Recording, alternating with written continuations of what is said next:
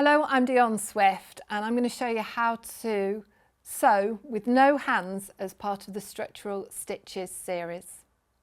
I would like to start with something that I call no hands sewing, and this is where you need to put some trust in your sewing machine. You've selected a machine, presumably you're happy with it, and you need to really understand what it can do for you. Way to the right, to the left, it doesn't matter. Just let it be.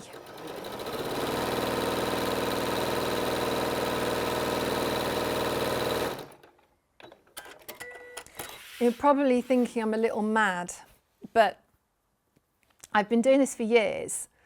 It's a good way to introduce yourself back to the sewing machine, or allow it to introduce itself to you, more importantly.